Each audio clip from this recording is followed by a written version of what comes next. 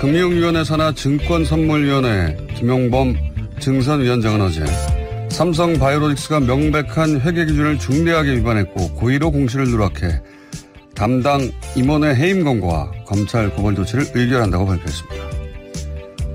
뭔가 대단한 징계를 발표하는 것 같으나 실제로는 삼성바이오로직스에게 치명적인 상장 폐지 부문은 대상이 아니라고 결론을 냈고 가장 중요한 분식 회계에 대해서는 금감원에 재감리를 요청했습니다. 이건 마치 은행 강도에게 강도죄는 묻지 않고 도주 차량에 주차 위반 딱지만 뗀 것과 같습니다.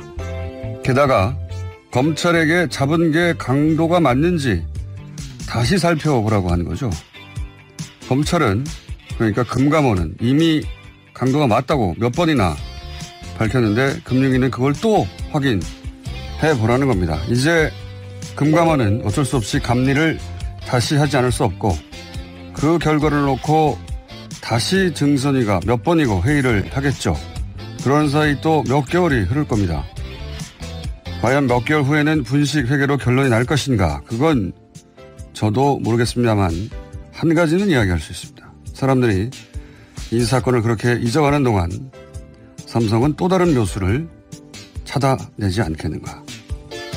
그래서 뉴스공장은 이 사건을 반복 복습하겠습니다. 김어준의 약속이었습니다.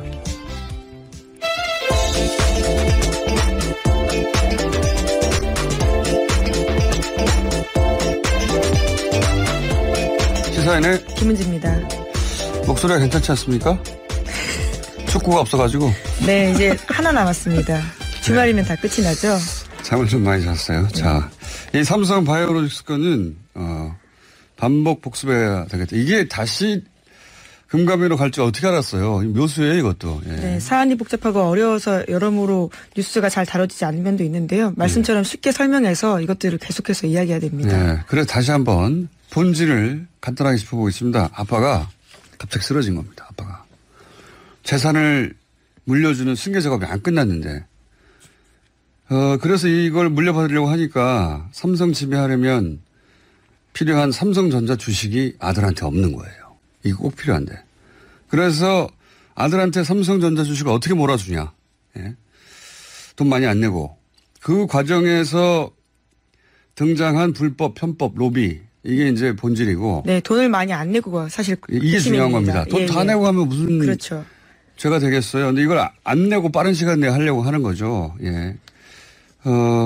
그래서 등장한 방법이 뭐냐 생각해낸 게 삼성전자 주식을 많이 가지고 있는 삼성물산을 먹자 이렇게 된 거예요. 어떻게 먹냐?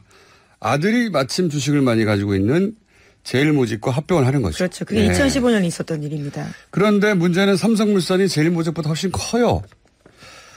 그걸 아들의 지분을 지키면서 먹자니까 아들이 대주주인 제일모직을 뻥튀기를 해야 하는 겁니다. 그래서 여기에 삼성바이오로직스가 동원이 된 겁니다. 뻥튀기를 하려고. 뻥튀기의 방법이 바로 분식회계예요. 예. 그리고 여기에 또 국민연금이 동원된 겁니다. 국민연금은 최순실 게이트도 등장했죠, 이미. 네, 그것도 아주 큰 문제인데요. 네. 국민연금이 왜 동원되냐? 국민연금 삼성물산의 대주주거든요. 네, 의결권을 행사할 수 있습니다. 근데 국민연금이 둘을 합치는데 제일모직을 뻥튀기해요. 그러면 삼성물산 대주주이기 때문에 삼성물산 입장에서 손해 아니에요. 그래서 국민연금이 야 이거 내가 손해라서 안 돼 하면 못하는 거거든요. 그런데 거꾸로 국민연금이 나서서 제일모직 가치를 뻥튀기 해주죠. 네. 네, 국민연금이 일반 사기업이었으면 알아서 손해보는 건데요. 그게 아닙니다. 지금. 네. 그래서 문제가 또 되는 겁니다. 아니 뭐 사기업 있으면 이거 할 리가 없죠. 자기가 손해보는 짓을 왜 해요. 근데 이걸 했어요. 자기가 손해나는데 왜 했겠습니까? 싸바싸바 했죠. 싸바싸바요? 네. 아니, 복잡하니까 그냥 네. 싸바싸바라고 할게요. 네, 굉장히 신선합니다. 네. 그렇게 이재용 부회장을 위해서 국민들의 돈이 손해를 본 거고, 거기서. 이 너무 뻔한 거거든요. 예. 이게 삼성이 아니라면, 당장 감옥에 가가지고 20년 정도는 못 나올 일이라고 보는데, 그런데 이제 이재용 부회장은 법원에서 삼성의 승계 작업이 없다. 그렇죠. 지금 2심 판단인데요. 승계 작업이 없었기 때문에 뇌물죄도 아니다라는 식의 그렇죠. 논리를 제공하고 있습니다. 그래서 무죄를 때려버립니다. 이 뻔한 걸. 그리고 또 이 뻔한 걸 금융위는 강도가 아니고 주차 위반 정도로 처리하려고 그러면서 검찰, 금융계의 검찰이 금감원에 또 보낸 거예요. 다시 판단하라고. 강도 아닌 것 같은데?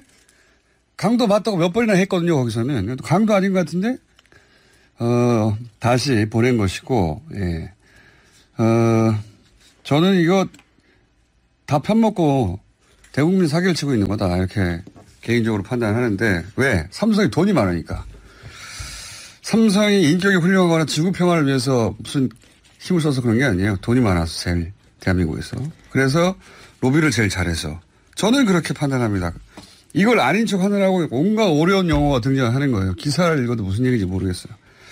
네, 자. 이 문제를 가장 처음 문제 제기했던 참여연대에서는요. 어제 논평 냈습니다. 전형적인 삼성 봐주기 의결이고 증선이가 존재 의의를 스스로 부정했다라고 세게 비판하고 있습니다. 100% 동의하고요. 저희 3부에서 다시 한번 저의 이런 뭐랄까요 무식한 정리가 사바사바. 아니라 네. 사바사바 정리요. 전문가와 전문 용어로 이렇게 정리한 걸 다시 전문가적인 관점에서 정리를 해보겠습니다. 네, 시작에서 말씀드렸으니까요. 관련된 뉴스 하나만 더 언급드리면 어제 참여연대 경제금융센터에서 관련된 계산을 했다는 발표를 했는데요. 삼성바이오로직스 콜옵션 공시를 누락해서 이재용 삼성전자 부회장 일가가 1조 원 이상 이득을 얻었고 국민연금은 2천억 원 정도의 손실을 봤다라고 발표했습니다. 그러니까 이 지금 문제 삼은 그러니까 이 공시를 하지 않았다고 판단하고 검찰 고발한 건도 물론 중요한 건입니다. 그런데 이 사안의 중대성으로 보자면 아까 말씀드렸듯이 이 강도, 은행 강도가 차를 대고 은행을 털었어요. 그리고 도망가는데 거기 주차 금지 구역인데 하고 딱지대는 수준 강도했는데 은행 도를 털었는데 그런 수준으로 지금 처벌을 한 거예요. 눈 가리고 아웅인 거라고 저는 봅니다. 어쨌든 주차 딱지 됐잖아. 검찰 고발했잖아. 이런 거거든요. 이게 삼성이라서 이 정도로 시간을 끌고 말도 안 되는 이야기가 나오고 있다라고 저는 판단하고 전문가들 이야기를 3부에서 다시 들어보겠습니다. 자, 진짜 첫 뉴스는 뭡니까? 네. 북한 관련된 소식이 오늘 새벽에 나와서요. 말씀드리겠습니다. 한국 시간으로 오늘 새벽 트럼프 미국 대통령이 김정은 북한 국무위원장에게 자신에게 보낸 친서를 공개했습니다. 자신의 트위터에다가 한글본과 영문본 각각 한 장씩 올린 건데요. 그러면서 북한 김정은 위원장으로부터 받은 아주 멋진 글이라면서 아주 큰 진전이 이루어지고 있다라고 썼습니다.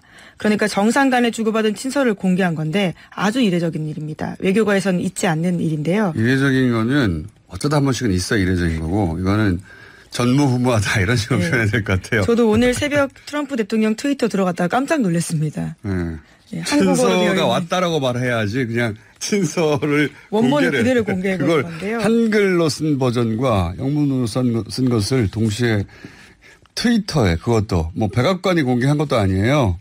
형식을 갖춰서 그냥 트위터에 싹 올려버렸어요.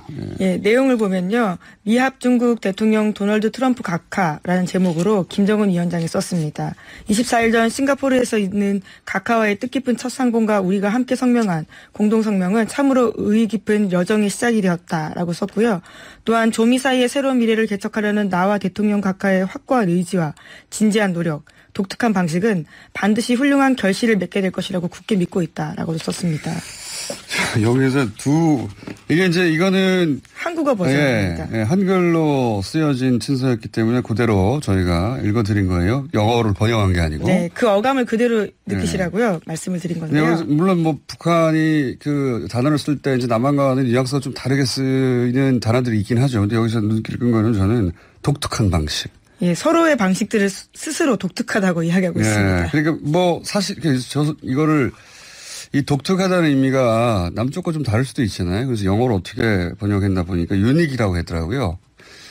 그렇게 말해놓고 보면 이해가 가요. 그러니까 전례가 없는 뭐 이전에 시도하지 않았던 우리들끼리만의 어떤 방식 이런 의미잖아요. 특이한 그래서 그냥 독특하다면 이게 도대체 무슨 외교적 뉘앙스인지 모르겠는데 뭐 유닉이라고 영어를 쓴 걸 보면 굉장히 긍정적인 의미입니다.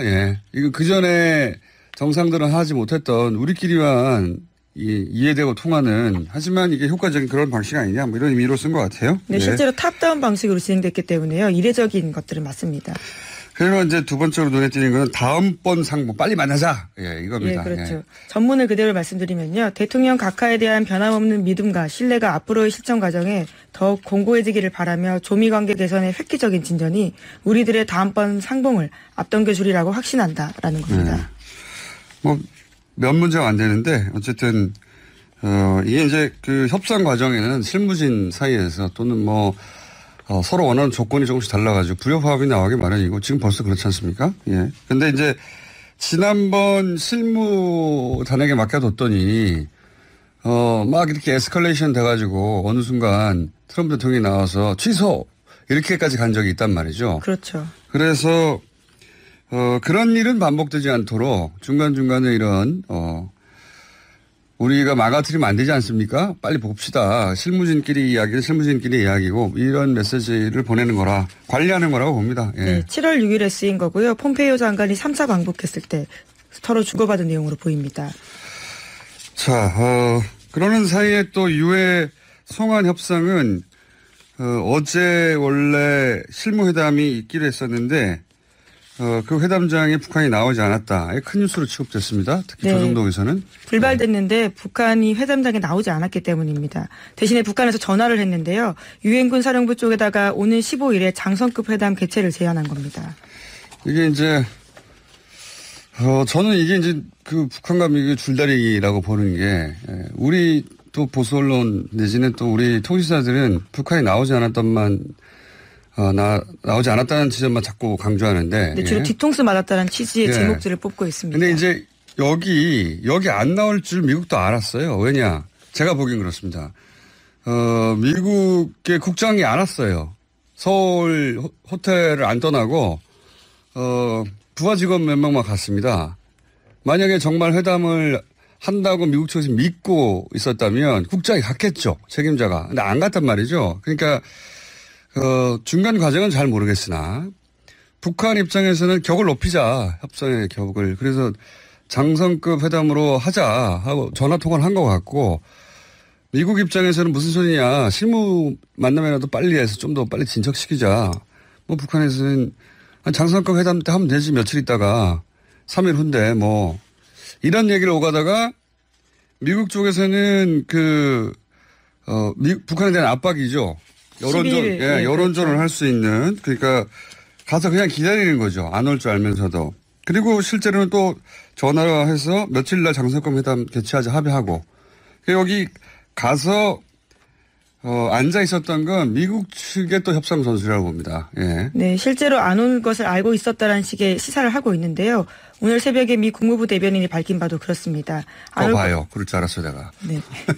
하루나 이틀 정도 연기될 수 있음을 인지하고 있었음을 시사하고 있는 말들을 했습니다. 네. 안 올 줄 알았는데 간 거예요. 네. 그래서 약속 다 됐는데 왜 북한만 또 안 왔다고 뽑아서 열심히 기사를 국내에서 쓰고 미국에서 쓰는데 이번에는 미국의 협상 전략이다.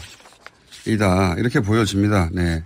네. 그래서 오늘 새벽에 미국에서도요, 이 협상을 받아들여서 15일에 만날 것으로 통보했다라고 합니다. 그러니까요. 예, 이건 하려고 하는 건데 격을 높이자고 하는 사이에 격을 높이자 아니다 빨리 하자. 이 두 가지가 서로 부딪혔는데 격을 높이는 것은 합의하면서도 유리한 협상 고지에 서고 싶은 미국 쪽에 이건 뭐 북한도 미국도 양쪽 모두 구사하는 전술이라고 봅니다. 근데 네, 이거 협상에서는 기본적으로 있을 수밖에 네. 없는 상황인 건데요. 이거 하나하나를 다 회담이 안 되고 깨질 것 같고 뭐 게다가 오늘 아침에 동아일 보던가요? 네. 네, 그렇습니다. 정말 재밌는 기사가 하나 났어요. 네, 동아일보에서 노동신문의 영어 버전에 대한 보도를 하면서요. 다시 핵무력 건설을 하면서 미국을 위협하고 나섰다라고 지적하고 있습니다.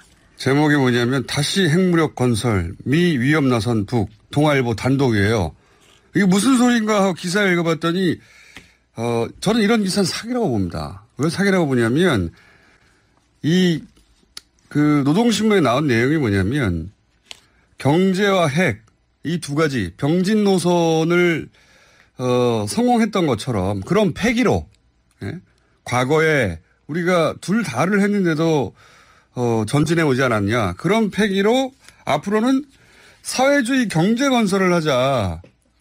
이렇게 말을 했어요. 그런데 핵무력이라는 단어가 등장해야 되지 않습니까? 과거의 병진 노선 이야기를 하려면 요 핵무력이라는 단어가 나왔다는 거예요. 단어가. 핵을 다시 개발하자는 말을 한 게 아니라 네. 이게 사기지 뭡니까? 네, 동아일보에 따르면 이제까지는 두 전선의 병진이라고 해서 핵건설 자체라는 표현을 쓰지 않았는데 한동안은요. 네. 근데 이번에 다시 쓰기 시작했다면서 그것을 굉장히 강조하고 있는 겁니다. 그런데 그 문장은 핵무력 건설을 하자가 아니에요. 예, 그렇죠. 경제와 핵무력을 병진해서 승리했던 것처럼 그런 폐기라는 단어를 쓰거든요. 중단 없이 전진한 폐기로 앞으로는 사회주의 경제 건설 국면을 열어야 한다. 과거에 병진도 우리가 성공시키지 않았냐. 이번에는 네, 새로운 번영의 국면을 열어야 한다라는 새로운 취지가 핵심입니다. 그러니까 병진을 했는데 이번엔 경제에 올인하자 이런 거거든요. 오해의 소지도 없는 문장이에요. 근데 여기에 핵 건설이라는 핵무력이라는 단어가 등장했다 이거예요. 그래서 핵무력으로 북한을 다시 미국이 위협을 한다는 겁니다. 이 문장을 이해하지 못했을 리는 없고요. 일부러 그런 거죠. 일부러. 이런 식의 노력은 앞으로 또 계속되겠죠. 예. 이 기사는 개인적으로 사기 기사라고 봅니다. 이게 어떻게 오해의 소지가 있는 기사입니까? 말도 안 되는. 단어가 나왔다고. 자, 다음은요. 네, 문재인 대통령이 북한의 외무성 담화를 통해서 미국을 비난했지만 그 내용을 보면 자신들은 성의를 다해서 실질적 조치를 취해 나가고 있는데 미국이 상응하는 조치를 취하지 않고 있다는 불평이라고 해석했습니다. 그러면서 협상 과정에서 충분히 있을 수 있는 전략이라고 발언을 했는데요. 그러니까 이러한 상황들에 과민하게 반응할 필요가 없다라고 이야기하고 있는 겁니다. 그 이야기를 저희가 지금 하고 있는 겁니다. 다음 뉴스는요. 네, 문재인 대통령 입으로 나왔기 때문에 좀 무게가 있다라고 해서 소개해드린 거고요. 또 양승태 대법원 관련된 소식도 계속해서 전해드리고 있습니다. 양승태 사법부가 방송 출연자들 성향까지 분석하고 언론을 포섭해서 우호적인 여론을 만들려고 했다고 KBS가 어제 저녁 보도했습니다. 문건이 또 나온 건데요. 2015년 6월 달에 법원 행정처가 작성한 겁니다. 제목은 상고법원 신문방송 홍보 전략이라고 하는데요. 여기에는 종합편성 채널과 지역지를 대상으로 한 홍보 전략이 담겨 있습니다. 구체적인 문장이 재미있는데 종편은 특성상 정제되지 않은 표현도 과감히 사용해서 대중의 기호에 부합한다라고 하면서요. 종편의 장점을 활용해서 전방위적으로 상고법원 지지 분위기를 고조시켜야 한다라고 지적하고 있습니다. 이게 이제 그 판사들이고 공부도 잘하셨고 그러다 보니까 판사는 판결을 몰라는 판결문로 해요. 엄청나게 긴 거 쓰거든요. 거기에 등장하는 딱딱한 표현 그대로 등장하는데 쉽게 말해서 종편이 막말하니까 거기 우리 편 내보내라는 겁니다. 예, 그렇죠. 자기네 이야기를 떠들게 해야 된다라고 하는 건데요. 우리 편 내보내라는 거예요. 그리고 조중동하고 친하게 지내야 된다. 네. 메이저와 호혜적 관계 유지. 이게 조중동하고 친하게 지내라는 거죠, 그냥. 네, 심지어 진보 언론의 악의적 반대를 방치해야 된다라는 표현도 있고요. 중소 언론에 대해서는 일탈 기사를 방지해야 된다라고 써놨습니다. 작은 언론들은 기사를 쓰면 그 대법원에 대해서 부정적인 기사를 쓰면 그걸 일탈로 간주한 겁니다. 네, 관리해야 된다라고 보는 건데요. 일탈. 예. 그런 사고방식이었고 어쨌든 뭐 양승태 사법부가 신문업센터 혹은 뭐 정보기관처럼 행동했다라고 얘기해 왔는데 이것도 기획사처럼 연예인 기획사처럼 사고했어요. 네, 민망한 내용들입니다. 그러니까요. 법원이라고는 볼 수 없고요. 또 사법 독립을 평상시 강조해왔던 양승태 대법원이 뒤에서 이런 짓을 했다라고 하는 것들이 정말 보면 볼수록 경악스럽습니다. 이 양승태 대법원장 시절의 사법부는 지금 당장은 그렇게 거리가 멀리 떨어지지 않아서 온전하게 다 평가되지 않고 시간이 좀 지난 다음에는 길이길이 역사에 남을 겁니다 아마. 예. 이런 적도 있었다면서. 자, 시사인의 김은지였습니다. 감사합니다.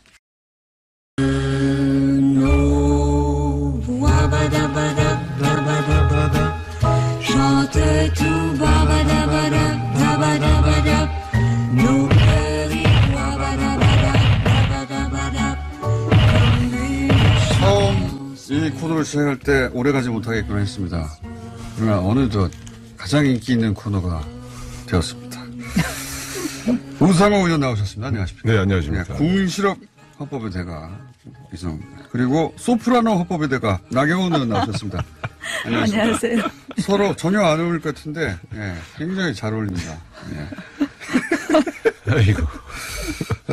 나경원 의원은 소프라노로 이렇게 속사포를 하시면 우상호 의원은 궁시렁 잘 안 들리는 목소리로 서로 옷 색깔도 오늘 맞춰서 오셨습니다. 자, 사안들이 많은데 마침 또 어제 바로 있었던 일이기 때문에 이거 한번 여쭤볼게요. 심재철 의원과 김성태 대표는 사이가 서로 안 좋습니까? 어제 의총에서 기사가 그렇게 많이 났길래 예, 두 분이 이렇게 막 붙었다고 하는데 그 자리에 계셨죠? 네. 잠깐 정리를 해 주십시오. 이게 언론이 오버할 때도 있으니까 과장에서.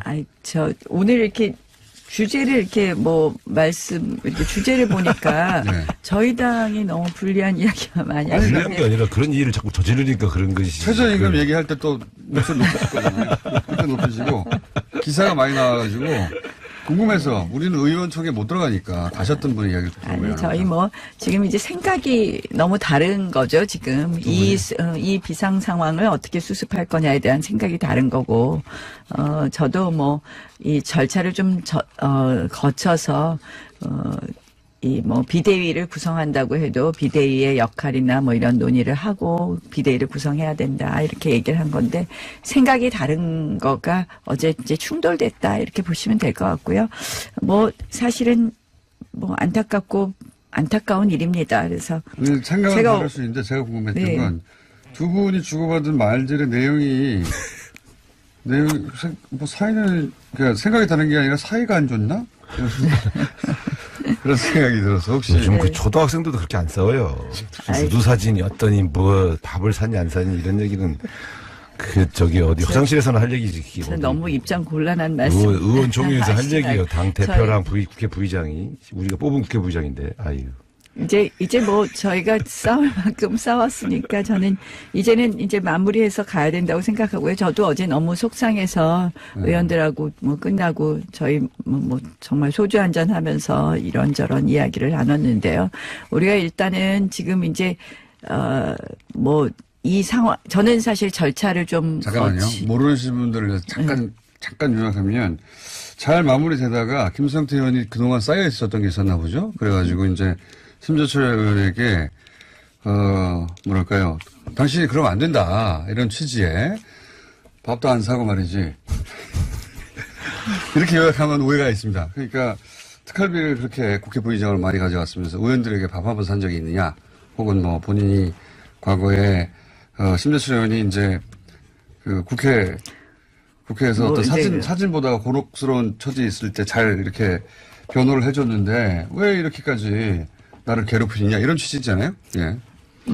김성태 원내대표로서도 이제 좀 인내의 한계점에 온 것이고요. 또 그게 심재철 부의장이 만약에 특활비 받고 국회의원들에게 밥 안 샀으면 그 나쁜 사람이죠. 특활비 받았으면 밥을 사야지. 밥 사라고 준 돈인데. 그러니까. 너무 우리 당 문제를 희화화하시지 마시고요. 저희 근데 그분이 요즘 그분이 요즘 와서 그렇게 활동이 활발해진 게 전당대에 나올 무슨 포석이 있는 것 같아. 근데 그런 목적으로 당 지도부를 공격하면 김성태 원내대표 입장에서는 서운할 수 있죠. 자기 정치적인 프로세스 때문에 정략적으로 뭔가 접근한다는 느낌을 가지고 좀 서운했을 수 있지. 예? 근데 그렇다고 해서 밥을 사니 안 사니 이런 소리 하는 건 또 좀 심한 것 같고. 이제 그만하시고요. 저희 당내 문제인데. 감정적으로. 예. 그래서 의원총회가 낸 결론은 뭡니까? 어제 이제 사실은 좀 마무리하는 쪽으로 해서 비대위원장들 추천받은 사람 중에서 이제 우리 한 명을 비대위원장으로 모시자 이런 정도로 대강 정리되는 분위기였습니다. 그래서 여러 가지 절차의 문제가 있었지만 지금은 이제 비대위원장 체제로 들어갈 수밖에 없지 않느냐 이런 상황으로 수습되는 과정이었고요. 이제 어제 또 마지막에 그런 좀 안 좋은 장면이 연출돼서 또 감정의 골이 깊어졌지만 그 뿌리에는 사실은 저희 당에 모두들 아시다시피 역시 계파의 갈등이 있고요. 근데 이제 그걸 넘어서야죠. 넘어서서 죄송합니다. 죄송하고 저희 잘 해보도록 하겠습니다. 이제 곤혹스러운 질문 그만하시고 다른 것 좀 해주세요. 나 의원이 죄송할 일은 아닌 것 같은데. 비대위원장 면면을 보면은 이게 뭔가 지금 새로 거듭나는 어떤 정당의 대표, 이게 비대위원장이 대표거든요, 사실은. 그런 비상대표죠. 그런 면면은 아닌 것 같아요. 차라리 이런 분들을 비대위원장으로 세울 것 같으면 바로 전당대회를 열어서 차라리 전 당원들이 선택한 확고부동한 정통성이 있는 대표가 서서 당을 수습하는 게 맞지 않나. 우리가 저희도 사실 어려운 적이 많았잖아요. 지금 제가 고소하게 생각하는 게 아니고 우리도 고소하게 생각하시는 물론 속은 그렇죠. 근데 우리도 어려운 경험을 많이 해봤잖아요. 우리 비대위원 체제 참 많이 가봤어요. 근데 그때마다 그 차라리 당 안에 가장 통합력이 있는 원로가 하시든가 아니면 외부에서 좀 쇄신형으로 모셔오는데 사실 쉽지는 않아요. 모셔오는 일이. 그래서 나도 이게 제가 볼 때는 참 어려울 땐 잘 안 오시거든. 그렇죠. 어려움이 있는데. 근데 요번에 발표한 그 안 어려울 땐 또 모실 필요가 없거든요. 그렇죠. 후보군은 당 쇄신과는 좀 거리가 멀어 보여서 차라리 저럴 바에는 당 안에도 좋은 사람들이 있을 텐데 그냥 전당대회 열어서. 당 안에도 있습니다. 김성원, 전희경. 특히 전희경 의원 같은 경우에 초선에 지금 40대 중반 아닙니까? 예. 네, 그렇죠. 초중반. 굉장히, 초선에 이 연령대에 비대위원장이 돼서 6개월간 당을 이끌 수 있을까요? 네. 왜 이분의 이름이 올라갔습니까? 뭐 지금 이제 다양한 후보를 발표한 것 같습니다. 그러니까 뭐 원로급도 발표하고 또 초선들도 이제 2명 발표를 하고 했는데요. 조금 이제 뭐 우상호 의원님께서 지적하시는 바와 같이 뭐 이렇게 국민들께서 산뜻하다 이런 느낌은 좀 국민들 눈높이하고 안 맞다 이런 말씀들도 많이 하세요. 근데 저도 뭐 우상호 의원님하고 생각이 비슷합니다. 우리가 이번 20대 들어와서 그러니까 총선 실패 이후에 비대위원회 체제를 2번이나 거쳤었거든요. 그런데 이미 그 2번 거칠 때의 비대위가 성공하지 않았다는 것은 다 알려진 것이고 그래서 늦지 않게 전당대회를 하는 것이 맞지 않나 이렇게 했는데요. 6개월이나 전당대회를 안 하고 비대위 체제로 가는 진짜 이유가 뭐예요? 비대위의 역할과 권한에 대해서 인적 정산 이야기를 김성태 원내대표가 했는데 사실 이제 공천 앞두지 않고 이 인적 정산이라는 것이 쉽지 않은 부분은 있습니다. 근데 어쨌든 그냥 이게 당의 비상 상황인데 그 일상적인 전당대회를 한다는 것이 반성의 그런 모습이 없지 않느냐 해서 이제 비대위로 가자는 것이 힘을 얻긴 했는데 사실은 뭐 실질적인 성과 부분이라든지 이런 부분이 아쉬운 점이 많이 있을 겁니다. 그래서 저는 제가 처음부터 제가 이제 그 다음에는 이미 이렇게 비대위 체제로 가고 있기 때문에 제가 더 이상 언급은 안 했는데, 이 비대위에 대해서 우리가 너무 많은 기대를 한다기보다는 다음 전당대회를 위해서 좀 당의 체제 정비, 당원 당규라든지 이런 거 좀 고치고 또 우리 당이 가야 될 것을 좀 활발한 토론을 하고 이런 정도의 비대위의 역할이 있지 않을까 이렇게 생각합니다. 하실 말씀 없으세요? 실패해요. 그러니까 저는 우리가 비대위를 여러 번 해봤기 때문에 난 사실 참 그게 안타까운 거예요. 앞으로. 이제 저 최저임금은 할 얘기 말고 최저임금은 그러니까요. 아니 그것도 메인 덩어리이기 때문에 그 두 가지 오늘 기본소득하고 최저임금 2가지 얘기하면 될 것 같은데 어느 걸 먼저 할까요? 비대위 얘기 더 해야 되는 거 아니에요? 아니, 그러니까 저희가 사실은 빨리 비대위 끝내고 나경원 의원님이 대표 출마하셔야 되는 거 아닙니까? 그러니까 우리 뉴스공장 남가연은 나경원 의원을 지지한다고요. 우리. 저도 지지합니다. 표가 별로 없으신 것 같아요. 저한테는 표가 없지만 표가 별로 없으신 것 같은데 진짜 반성 좀 하는 모습 보여야 되지 않냐 이런 취지에서 비대위 하는 것 같습니다. 근데 누가 될까요? 지금 후보군 중에는 5분으로 압축됐으니까 이제. 근데 김성원, 전희경 두 분은 그분들의 역량과 상관없이 초선 의원을 시킬 일은 없고. 그러니까요. 그분들은 이런 뭐랄까 이 투표를 결정하신다 그랬잖아요.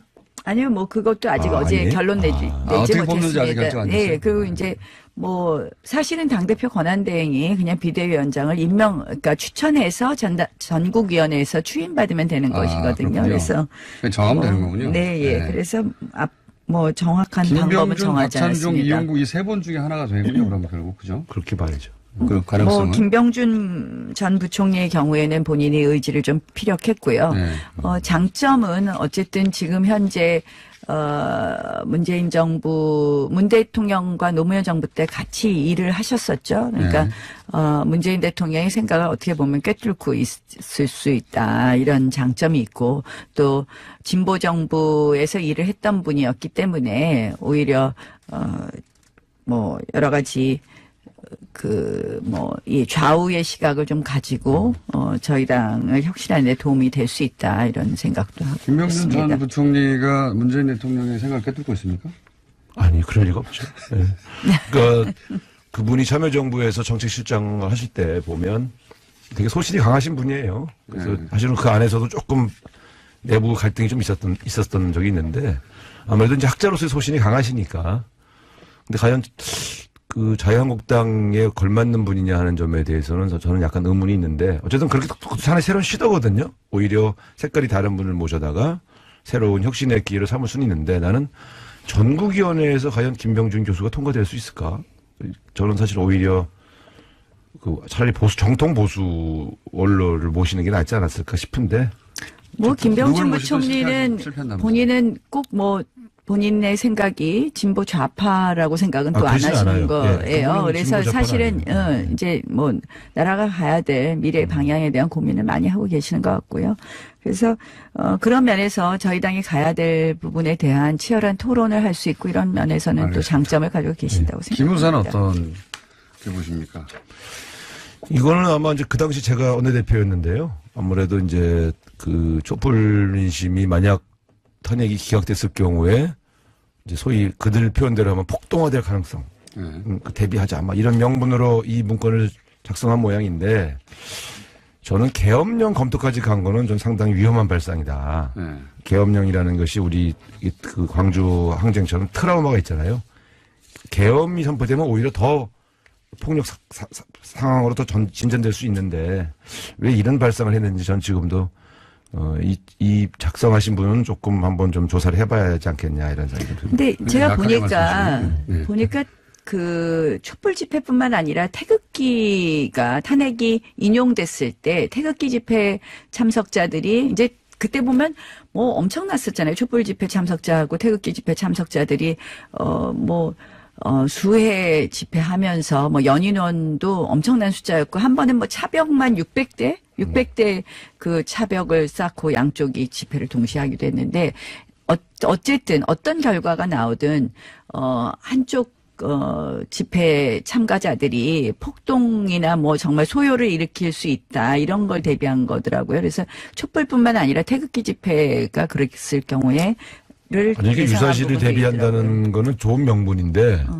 그 유사시를 활용해서 계엄으로까지 가자. 이거는 저는 좀 예를 들어 100번 양보해서 유수령 정도 검토했다 그러면 그나마 이 비상대비책인가 보다 하겠는데 계엄까지 검토한 거는 난 좀 너무 나간 거 아닐까요? 근데 이제 이런 게 있더라고요. 그게 진짜 계엄을 하고 뭔가 이제 이걸 심하게 말씀하시는 분들은 이거 구태타 하려고 그랬던 거 아니야? 막 이렇게 말씀하시던데. 아니, 그거는 우상호 의원님 합리적으로 말씀하시는데 보니까 그건 아니더라고요. 그리고 이제 계엄 부분도 한민구 장관이 그건 오해 소지가 있으니까 하지 말라고 나중에 얘기했다고 말씀하셨다고 이제 그런 보도도 있던데요. 그래서 저는 이게 글쎄요 무슨 군사 기밀로 해서 비자 도장 찍은 비문도 아니고 평문으로 작성했고 그게 정말 그런 아주 무슨 군이 정말 우리가 있어서 상상할 수 없는 일을 하려고 했다면 그건 그렇게 그대로 자료를 놔뒀겠습니까? 계획을 세운다는 것 자체가 물론 실행은 안 됐지만 또 실제 쿠데타를 하려고 준비했다 이런 조짐은 아니지만 이런 계획 자체 상상력이 말하자면 그 계획 단계에서 계획이 관여했다는 것 자체가 저는 좀 비정상적이라고 봐요. 그래서 이게 무슨 수사를 한다고 했으니까 수사 결과가 그런데 이제 그걸 대통령께서 아주 폭발력이 있는 사안이다 그러시면서 이제 해외에서까지 수사를 하라고 이렇게 말씀하셨는데. 수사를 좀 더 해봐야 되겠지만 저는 그럴 정도로까지 우리가 비약할 필요가 있느냐 하는 생각도 들어요. 군의 정치 개입으로 불행한 사건을 여러 번 겪었기 때문에 이런 문제에 대해서 우리는 감수성이 예민합니다. 이건 아니, 좀 그러니까 군의 정치적 개입에 대해서 어디까지 우리 준비한 거야? 그래서 이건 좀 조사를 해봐야지. 국민들이 누구도 그것은 용납할 수 없는 일이라고 생각을 하는데 용납을 안 해도 군이 그냥 들어오면 되잖아요. 에이, 근데 이거는 제가 다 보니까 들어온 다음에 어떻게 용납하냐 아니냐의 문제가 아니잖아요. 그거에 대해서는 지금 전두환도 우린 용납 안 했어요. 근데 아니. 대통령 돼버렸잖아요. 이 시대에 그런 일이 있으면 아마 온 국민이 거리로 나갈 거라고 생각을 하고요. 근데 뭐 저는 이런 것에 대해서 뭐 조사하고 뭐 하는 건 좋은데 이것이 어떤 목적과 의도를 갖고 또 이제 지금 사실 적폐청산이라는 이름으로 곳곳에서 벌어지는 것 중에서 어떤 부분은 과하다고 또 많은 국민들도 느끼신다고 생각을 하거든요. 그래서 이제 이 문제도 뭐 군의 잘못된 점, 김무사가 그동안 뭐 했던 활동 중에서 잘못된 점이 있어서 개혁을 하는 쪽으로 가는 건 좋은데 그런 이름으로 적폐청산이라는 이름으로 어떤 잘못된 의도를 갖고 한다. 이런 일은 없어야 되지 않나 이렇게 생각합니다. 생각합니다. 어쨌든 이 군이라든가 국정원이라든가 국가기관의 정치 개입 또 정치 이게 일종의 정치 개입 요소가 있는 거거든요. 그러니까 평화적으로 진행된 촛불 집회를 두고 만일을 대비했다. 물론 뭐 모든 기관은 말씀드려요. 아니 그러니까 뭐 마찬가지죠. 그것도 태극기 부대도 우리 국민이에요. 근데 태극기 부대가 흥분했다고 그래서 군 투입하면 안 되는 겁니다. 경찰력으로 해야지. 그러니까 그렇죠. 그러면서 군이 함부로 투입하면 안 되죠. 이런 평화적인 집회들 혹은 정치적인 목적을 가지고 움직이는 집회들의 진압을 목적으로 계획을 짰다. 이 자체가 저는 온당치 않다고 봐요. 그래서 그게 꼭 촛불 집회뿐만 아니라 태극기 집회를 하더라도 군이 개입하면 안 돼요. 아니 저도 당연히 그 부분에 대해서는 동의하는데요. 이제 우리가 어쨌든 헌법에 보면 군은 국가 안보를 지키고 또 국토 방위를 할 의무가 있다. 군의 의무는 이제 두 가지가 있고 이제 국가 안보라는 시민이나 것도 태극기 오신 시민들이 안보의 적은 아니잖아요. 아니 안보도 내부적 요인, 외부적 요인 뭐 헌법적으로 보면 다 주장을 그렇게 하신 됩니다. 것이지. 그러니까 어떤 정치적 주장을 하기 위해서 시위했다 그래서 그게 폭도화될 걸 대비해서 군이 계획을 짠다. 저는 이건 아니라고 봐요.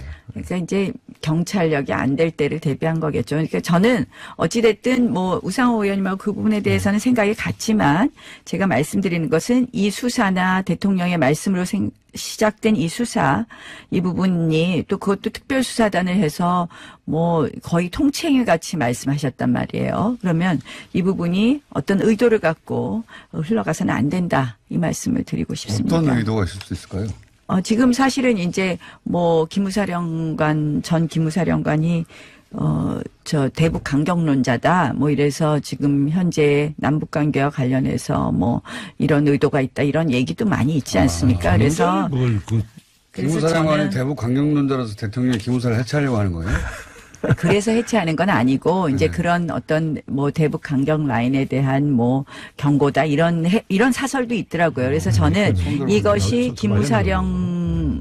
기무사령부의 뭐 잘못된 어떤 그동안에 개혁할 부분을 개혁하는 거하고 변론으로 이것이 적폐청산이라는 이름으로 잘못 어떤 의도를 갖고 해서는 안 된다 이렇게 말씀드립니다. 군의 정치 개입은 어떤 이유로든 우리가 철저하게 막아야 됩니다. 그런 취지로 접근을 해야지. 뭐 대북 강경론이 어떻고 저떻고 하는 거는 저는 뭐 그건 아니라고 봐요. 뭐 요새 이제 너무 남북 관계에 있어서 지금 뭐 주한미군 철수 뭐 문제 또 한미 군사훈련 중단 또 이제 을지 연습도 중단하고 뭐 이렇게 하는 부분이 사실은 좀 안타까운 부분도 있는 거죠. 지금 북한이 핵 문제는 지금 한 발자국도 안 내놓고 하는데 지금 트럼프 대통령 오늘 그 김정은 위원장 뭐 친서 공개했는데 보니까 그냥 친애하는 뭐 이렇게 여러 가지 아름다운 말은 있는데 구체적으로 뭐 하겠다는 건 없더라고요. 그러니까 이제 그런 걱정이 있는 거고 국민들께서 다들 남북 정상회담이나 북미 정상회담도 기대를 많이 하고 이제 기다리고 있었는데 지금 자꾸 뭐 유해송환 문제도 어제도 북한이 거부해갖고 지금 회담이 안 됐고요. 이제 저게 이제 양쪽의 협상 과정에서 약간의 이제 밀고 당기는 전략들이 전술들이 진행되는 거고 판이 깨진 건 아니니까. 근데 이제 북한 입장에서는 이런 거예요. 억류하고 있던 미국인도 돌려보냈고 핵실험 정도 폐기했고 유해송환도 우호적으로 하는데 지금 한미가 한 것은 군사훈련 중단 하나밖에 없지 않냐. 엄청 많이 한 거죠, 그게. 쟤네들은 3개 했는데 왜 1개 했냐 이런 거예요. 그러니까 그거는 협상 과정에서 조금 더 조정을 안 하면 되고. 문제예요. 네.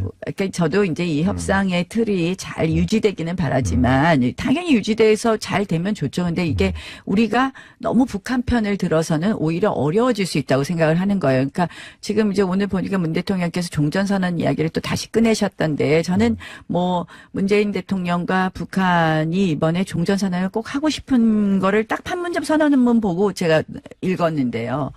그런데 이제 그것이 이게 상호적으로 북한도 어느 정도 뭐 비핵화 시간표도 내놓고 뭐 사실은 비핵화도 원래 한꺼번에 하자는 거였는데 지금 그것도 뭐 좀 잘라서 하겠다는 건데 점점 이렇게 자꾸 우리의 라인을 뒤로 물리는 것 같아요. 전쟁을 하지 말자는 선언은 좋은 거 아니에요? 아니 근데 이제 그게 아니 그것이 분명히 레토릭에 불과하고 어떤 법적 효력은 없지만 그것이 어떻게 보면 우리의 안보 라인을 확 빼버리고 북한이 핵에 대해서 내려놓는 것 없이 종전선언만 먼저 했을 경우에는 그거 종전선언 하는 것도 저희가 한 카드지 않습니까? 근데 그것을 아무것도 받지 않고 그 카드를 그냥 내려놓는 것은 아니다. 이렇게 생각을 합니다. 그래서 제가 이제 레토릭에 불과하고 분명히 그렇게 갈 것이다. 마시고 말씀하세요. 눈만 꼼뻑 주무시고. 아니 뭐 저희가 하들어가지고 이제 지쳐서. 그래서 좀 저희가 그런 부분은 잘 보고 좀 해야 될 것 같습니다. 북미 간의 협상, 남북 간의 협상이라는 거는 롱텀으로 가는 거예요. 이게 뭐 하루아침에. 그렇게 하면 비핵화가 안 될 수 있어서. 그러니까 제가 그때 우리가 굉장히 조심해야 될 게 불가역적 경제 보상을 해서는 안 된다. 그러니까 핵을 내려놓을 수 있을 정도의 경제적인 어떤 그러니까 그것도 뭐 대북 제재 이런 거 함부로 풀어서는 안 되고요. 그래서 불가역적 경제 보상 그것이 돌아올 수 없는 경제 보상을 한꺼번에 하면 처음 듣는 용어인데. 아니 제가 만든 용어인데요. 그러니까 한마디로 아니 왜 무시하십니까? 그게 아니라 불가역적 비핵화는 들어봤어도 아니 무슨 말씀이냐면 결국은 우리가 투자한-거나 이것을 빼지 못해서 그런 예가 있습니다. 그래서 그냥 비핵화 부분을 방치할 수밖에 없는 쪽으로 지나치게 많이 해서 결국은 우리가 돌이킬 수 없는 방법으로 가서는 안 된다는 거고요. 비핵화로 가는 과정인데 최저임금 이야기하시죠. 북한은 최저임금위원회 자기네가 뭘 하나 하면 미국도 하나 해주길 바라는 거예요. 아니 근데 이제 그게 지금 계산이 안 맞는데 우리가 지금은 미국 편 들어야 될 때라는 말씀을 드립니다. 누구 편 드는 것보다 전 평화 편이에요. 자, 미국 최저임금 지금 이 순간은 시간이 2분밖에 안 남았어요. 최저임금 위원회에서 이제 내일 정한다는데 저는 이거 이렇게 방치해서는요, 우리 대한민국 미래가 없다고 생각합니다. 지금 일자리가요, 사실은 민간 부분만 따져보면 지금 마이너스예요. 일자리가 올해 들어서 지금 최근 몇 개월 사이에 아예 민간 부분의 일자리는 마이너스거든요. 최저임금 때문에 일자리가 안 생기는 거예요. 저는 김동연 부총리도 어제 드디어 조금 인정을 했습니다. 최저임금 때문에 일자리가 다 줄었다 이렇게 연결시키는 것은 옳은 얘기는 아니에요. 그거 하나만은 아니겠지만 그렇죠. 저는 문재인 대통령을 보좌하는 이 경제 보좌진들이 참모들이 그럴 수 있나 이런 생각이 들어요. 정말 엉터리 통계 내놓고 이걸 계속 밀어붙이시는데 임금도 인상하고 경제도 활성화시키면서 순기능을 강화시키는 방향으로 정책을 펼쳐야 되는. 근데 이런 거죠. 거예요. 최저임금을 인상할 때는 반드시 경제 성장률 또는 물가 상승률, 노동 생산성 이런 걸 같이 봐야 되는데요. 제가 봤더니 이게 지금 안 맞는 거예요. 경제 성장률이 1% 2%인데 최저임금을 그렇게 많이 올리면 이게 경제 주체들이 흡수가 안 되는 거거든요. 소득주 성장론이라는 거는 이제 그 소득 올려주면 그 가처분 소득이 다 또 소비로 이어지기 때문에 바로는 눈에 안 띄시겠지만 또 효과가 있어요. 경제 하시는 분들 좀 이야기를 다양하게 들으시면 저는 이제 기업하시는 분들은 당장 고통이 있지. 아니 그리고 길거리에 나가 보세요. 우리 청년들이 나가요. 제가 선거할 때 보면요, 진짜 일자리 없어졌다고 다들 그래요. 자영업자들 힘들다고. 저는 최저임금 인상 전에도 서대문 자영업자들은 다 잘 되시고 서대문 청년들은 다 취업이 잘 되시나 봐. 그 전에도 그분들은 늘 호소했어요. 아니 그게 아니라 이거 정말 예민하게 보셔야 되고요. 우리가 모든 정책은요 지나치게 과격하게 가면. 정말 좋은 정책도 과격하게 가면 실패하는데 이건 별로 좋지 않은 정책이에요. 제가 솔직히 말하면 나쁜 정책이라고 말씀드리는데 이걸 과격하게 가니까 저는 굉장히 걱정이고요. 앞으로 제가 이런 법안을 좀 하려고 그래요. 보완책을 그래서 마련해야 되고요. 저는 그래서 위원회가 그냥 자율적으로 정하는 게 아니라 법률적으로 어떤 좀 캡은 씌워야 되겠다. 우리가 경제 성장률, 그다음에 노동 생산성 이런 것과 관련돼서 좀 캡을 씌워야 되겠다. 그래서 그 법안을 준비하고 있습니다. 저 동의할 수는 없습니다. 이런 정도의 느낌 날 단어를 사용해가지고 고의라는 단어 또 포함해서 큰 징계를 내린 것처럼 발표를 했어요. 제가 오늘 오프닝에 이거 별거 아니다 라고 대단히 무식한 용어로 정리했는데 전문가가 좀 정리해 주십시오. 예. 시작 전에 그렇게 말씀하셨는데요. 저도 사실 그런 비슷한 생각을 했습니다. 살인 피의자가 이렇게 쭉 범행 현장을 가다가 신호 위반을 한 것에 대해서 고의로 신호 위반을 해서 딱지떼는 거죠. 딱지떼는 거죠. 그런 수준인 거죠. 살인 혐의에 대해서는 모르겠다. 증거가 없다. 검찰에게 이거 살인 아닌 것 같은데 하고 되돌려 버리는 거 아닙니까? 그렇죠. 그런 일을 한 거죠. 지금. 맞습니다. 그래서 그 기사의 제목이나 또는 그 사용된 단어만 보고 삼성 바이오로직스에 대해서 그동안 문제되고 있었던 자세히는 모르겠지만 복잡해서 하여튼 큰 문제가 되고 있었던 것에 대해서 금융위가 단호한 조치를 내렸구나 하는 뉘앙스가 담겨 있는 듯한 기사였어요, 처음엔. 맞습니다. 그래서 저한테도 어제 4시에 금융위가 발표를 했는데 축하 문자가 많이 왔어요. 그동안 고생 많았다. 결과가 좋아서 기분이 좋겠네. 이렇게 하다가 한 10분 지나니까 미안, 잘못 봤구나. 이런 문자들이 계속 또 다시.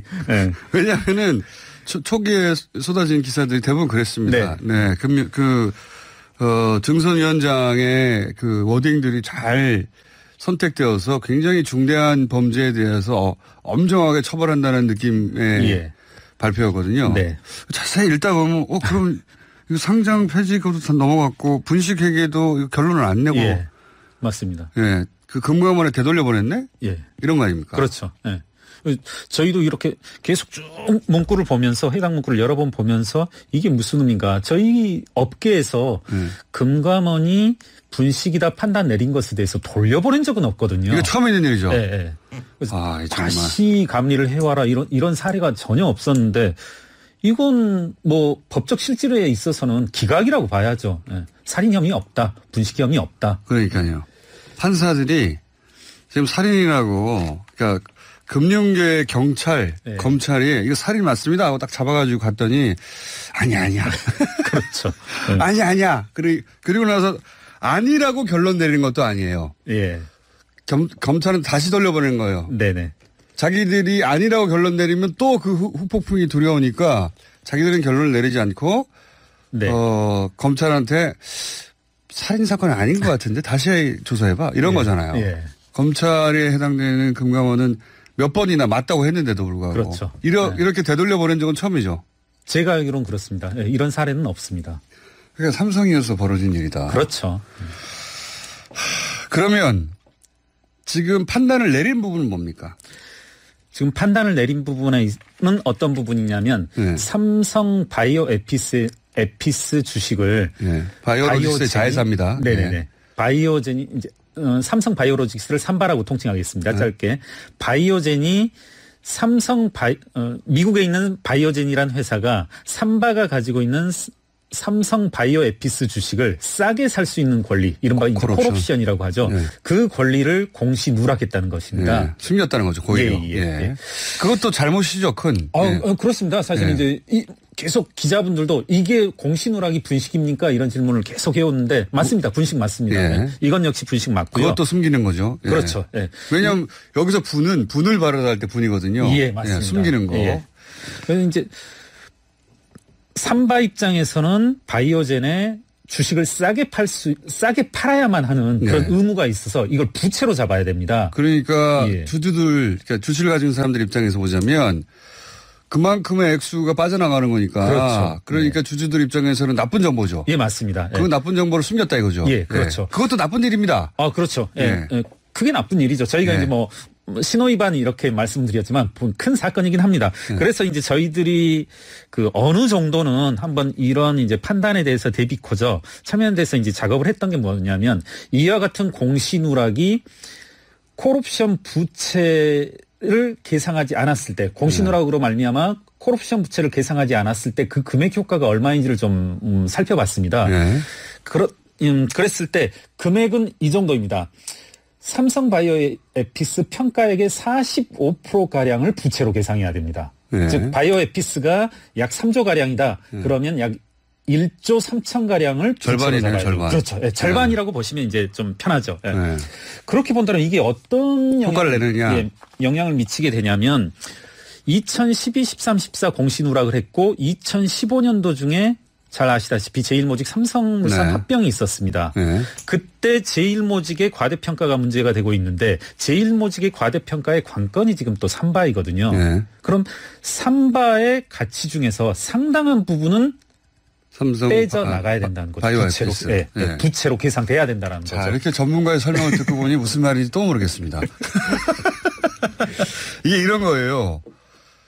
계속 얘기했지만 제일모직 가치를 뻥튀기 해야 되거든요. 그렇죠. 예. 네. 그래야 삼성전자 주식을 가지고 있는 삼성물산을 많이 먹을 수 있지 않습니까? 근데 제일모직의 가치를 뻥튀기 하는 방법으로 이 삼성바이오로직스가 선택이 됐는데 예. 삼성바이오로직스의 자회사가 삼성바이오에피스입니다. 그런데 지금 말씀은 바이오에피스의 가치를 부풀려서 삼성바이오로직스의 가치를 부풀리고 예. 결국 제일모직의 가치를 부풀렸는데 근데 그 가치 부풀리기에 있어서 삼성바이오에피스가 빚이 절반이었다는 거죠. 그렇죠. 네. 그 빚이 있다는 거를 빼먹었기 때문에 그렇죠. 일부러 빼서 이 가치 부풀리기에 동원되었다. 예. 빚이 있는 걸 뻔히 알면서 예. 빚을 표시 안 했다는 거죠. 그렇죠. 이것도 잘못입니다. 크게. 그렇죠. 네. 그래서 저희가 이제 시뮬레이션을 해봤습니다. 이 당시에 합병 논의 과정에서 수많은 숱한 평가들이 있었고 최근에 이제 뭐 국민연금 자체 감사 결과도 나왔습니다만 그렇게 되면은 다 합병에 반대해야 되는 의사결정을 했어야 됐던 거죠.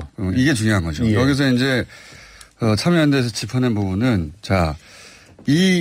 그 소위 고의를 인정한 부분만 따져보자 그러면. 예. 고의를 인정한 부분만 따져도 삼성바이오에피스의 가치의 절반이 뻥튀기 된 건데. 네네. 그러면 그게 안 됐다면. 예. 국민연금은 합병에 반대했어야 되는 결론이 나오는 것이다. 맞습니다. 예. 그러니까 국민연금이 합병에 반대하지 않도록 논리를 만들기 위해서 이걸 일부러 숨겼다. 그럴 수 있죠. 이렇게 연결될 그렇죠. 수 있는 것이고. 예. 이 고의라는 판단은 지금 금융위원회가 한 거니까요. 그러니까요. 여기까지는 인정한 거예요. 예. 그러니까 이것만 가지고도 국민연금이 반대했어야 될 사안을 찬성하는 논리에 쓰였으니까. 그렇죠. 이것도 큰일입니다. 그렇죠. 맞습니다. 예. 하지만 다른 일이 너무 큰일이어서. 예. 너무 큰일이어서 겨우 요거 가지고 이렇게 되는 거죠, 지금. 예. 제가 보기엔 이거 먹고 떨어지라는 거예요. 맞습니다. 예. 이만큼은 인정해 줄 테니까 이거 먹고 떨어지라 이거예요. 그래서 이런 행위를 한 임원을 지금 법적 처벌한다는 거 아닙니까? 그렇죠. 예. 그러니까 그 임원 처벌되고 끝나는 거죠, 이 사안은. 맞습니다. 예. 뭐 검찰 고발하라는데 이제 검찰의 수사 결과는 이제 어떻게 나올지는 모르겠습니다만. 그거 하나만 인정하고 그러니까 삼성바이오로직스 전체가 분식회계한 거는 그렇죠. 봐주는 거죠, 지금. 그러니까 이제 세 가지가 문제가 됐었는데 하나는 공시누락, 그다음에 그 부당한 회계 변경, 회계 변경으로 인한 과대평가 이렇게 문제가 됐었는데 두 번째, 세 번째에 대해서는 다시 해와라. 아니, 그 은행 강도 아니야? 라고. 네, 그렇죠. 아무리 봐도 이건 손님이다. 이 그러니까 우리가 일반적으로 비유해 표현하자면 금융계의 판사들이 증선위를 판사라고 생각하시면 됩니다. 판사들이 차라리 은행 강도가 아니야라고 자기들이 결론을 내면 또 모르겠어요. 그렇죠. 분식회계가 아니라고. 그렇게는 또 못하는 겁니다. 그러면 뭐 들고 일어날 것 같아서. 맞죠. 그래서 조용히 검찰한테 이거 은행 강도 아닌 것 같아. 다시 해봐 조사. 이렇게 빠져나간 거죠. 그렇죠. 맞죠? 맞습니다.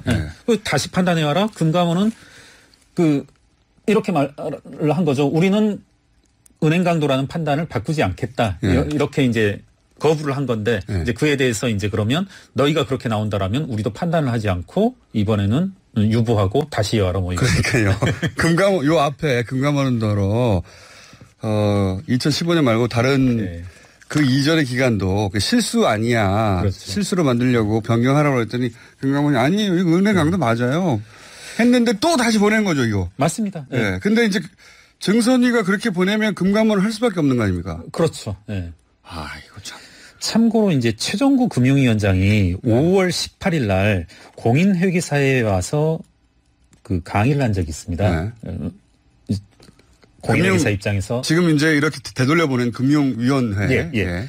최정구 금융위원장이 5월 18일 공인회계사에 와서 무슨 말을 했냐면 이때 이제 이 발언조차도 사실 문제가 많이 됐었는데 논란이 많았었는데요. 회계 처리에 있어서 기업의 자율적 판단을 존중하겠다. 이런 말을 했어요. 즉 이게 어떤 의미로 그때 받아들여서 논란이 됐냐면 연결로 해야 될지 지분법으로 해야 될지 금감원이 판단하지 말아라. 금융당국이 판단하지 않겠다 이런 의미였거든요. 그럼 이런 거 왜 합니까? 네, 그렇죠. 이거대로라면 사실 이거대로 금감원이 해서 2012년에 회계 처리를 판단 안 하겠다는 거거든요. 네. 연결이어야 되는지 지분법이어야 되는지. 그런데 어제 금융위가 다시 불과 2개월 전에 최정구 금융위원장이 했던 말을 정면으로 또 스스로가 뒤집은 거죠. 자, 그러면 지금 앞으로 이제 벌어질 일. 그러니까 지금 큰 건 2개는 빼주고 작은 거 하나. 예. 작은 거 하나면 그게 마치 빼준 것만큼 큰 건인 양 부풀려서 언론 플레이를 하는 것이다. 네, 그렇죠. 그리고 기자들도 사실은 회계사가 아니니까요. 예. 이게 무슨 의미인지 몰라서 그렇게 거창한 언어를 사용하니까 큰 결정했나 보다 하고 기사를 써줬어요, 초반에. 예. 그리고 나중에 눈치챈 기자들이 또 그건 아닌가비요 하고 쓰기도 했었습니다만. 네, 맞습니다. 네. 그렇게 혼란스러운 기자들이 이제 혼재해 있는데 이 문제를 처음 지적한 참여연대의 입장에서는 이거 뭐 봐주기네 뭐 명백한. 그렇죠. 예, 이렇게 판단을 하신 거고 좀 앞으로 벌어질 일은 뭡니까? 그러면 금감원은 금융계 검경이라고 할 수 있는 금감원은 네. 그러면 똑같은 회의를 다시 해야 되는 거 아닙니까? 그렇죠. 그런데 여기에 구성될 전문가들을 또 새로 구성을 해서 또 삼성이 거기 힘을 발휘해가지고 이 결론을 뒤집으려는 거 아닌가요, 혹시? 그렇죠. 그럴 수도 있는 거죠. 예. 네. 뭐 금융계에 이제 퍼져 있는 이렇게 모피아들 통해서 이 결론을 또 뒤집으려고 하겠죠. 왜냐하면은 앞서서도 4대 3인가요? 예. 간신히 통과돼서 올라갔는데. 맞습니다. 근데 이번에 인적 구성을 또 바꿔가지고 삼성이 또 힘을 쓴다는 해서 그렇죠. 이거 4대 3으로 뒤집어버린다든가. 예. 그런 기회를 한번 잡아보려고 하는 거 아닙니까? 그렇죠. 네. 논란의 영역으로 계속 집어넣고. 힘 빠집니다, 진짜. 그래서, 점점 이제 여론, 언론의 레이더로부터 이제 점점 벗어나고 그 사이에 자기들이 뒤에서 할 수 있는 일들. 그렇죠. 언론에 잡히지 않는 일들 열심히 해가지고 어떻게든 뒤집으려고 하는 거잖아요, 지금. 그러겠죠. 네. 삼성 장학생들 동원해서. 만약에 이게 안 뒤집히고 결국은 금감위가 판단한 대로 분식회계로 결론 내고 그래서 검찰 고발이 되면 어떤 일이 벌어집니까? 이때 상장 재심사까지 이제 가야 되고요. 어제 이제 금융위에 후속되는 보도에는 뭐였었냐면 지금 이와 같은 주석 공시는 분식임에도 불구하고 재무제표에 미치는 영향이 없어서 상장 재심사로는 가지 않을 거다라고 했는데 이 경우에는 만약에 분식이 된다면 금융감독원의 원안대로 통과됐다라면 상장 재심사까지 이루어졌어야죠. 부당한 방법으로 상장을 통과한 게 되는 거니까. 그러니까 이제 가장 삼성에서도 우려하는 것은 이렇게 분식회계가 되어서 법적으로 이재용 부회장에게 그렇죠. 네. 승계라는 현안이 있었구만 영향을 미쳐서 이재용 부회장이 다시 감옥으로 들어가는 상황. 네. 그걸 가장 두려워하는 것 같습니다. 그것도 1번으로 두려워하는 것 같고 2번은 잘못해가지고 이게 삼성 폐지가 안 된다든가 그럼 쫄딱 망하는 거죠. 그쪽은. 그렇죠. 그러면 그로 인한 피해 주주들의 어떤 소송 삼성이 큰 곤욕이 치하게 되죠. 그래서 삼성은 결사적인 겁니다, 이걸. 맞습니다. 그러니까 기업이 결사적일 수는 있어요. 손해를 막기 위해서.